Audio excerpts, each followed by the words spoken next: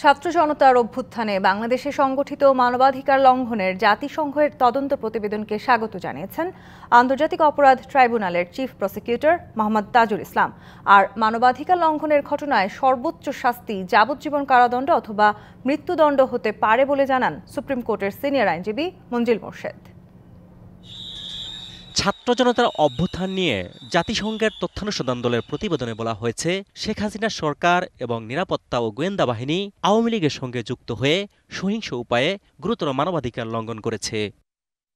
জাতিসংঘের প্রতিবেদনকে স্বাগত জানিয়ে আন্তর্জাতিক অপরাধ ট্রাইব্যুনাল বলছে, মানবাধিকার লঙ্ঘনের শাস্তির পাশাপাশি জরিমানা ও সম্পদ বাজেয়াপ্ত করা যাবে। এই অপরাধ প্রমাণিত হলে কারো মৃত্যুদণ্ড হতে পারে, যাবজ্জীবন কারাদণ্ড হতে পারে, বিভিন্ন মেয়াদের কারাদণ্ড হতে পারে। এবং সর্বশেষ আইনের যেটা সংশোধনী হয়েছে সেখানে কিন্তু এই অপরাধীর কাছ থেকে ক্ষতিপূরণ বাবদ অথবা তার গ্রেপ্তার নিশ্চিত করার জন্য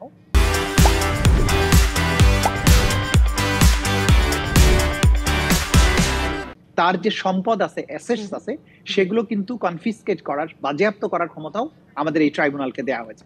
জাতিসংঘের প্রতিবেদনকে গণহত্যার আন্তর্জাতিক স্বীকৃতি মনে করেন আন্তর্জাতিক অপরাধ ট্রাইব্যুনালের এই প্রসিকিউটর। জাতিসংঘের এই উদ্যোগকে স্বাগত জানাই এবং আন্তর্জাতিক অপরাধ ট্রাইব্যুনালে আমরা যে ন্যায় বিচারের প্রত্যয় ঘোষণা করেছি, এই প্রত্যয় ঘোষণা এবং এই ন্যায় বিচার কার্যকর ক্ষেত্রে জাতিসংঘের এই রিপোর্ট আরও অগ্রণী ভূমিকা পালন করবে। সুপ্রিম কোর্টের সিনিয়র আইনজীবী মঞ্জিল মোর্শেদ জানান, মানবাধিকার লঙ্ঘনের ঘটনায় ট্রাইব্যুনালের বিচারে সর্বোচ্চ শাস্তি হতে পারে মৃত্যুদণ্ড।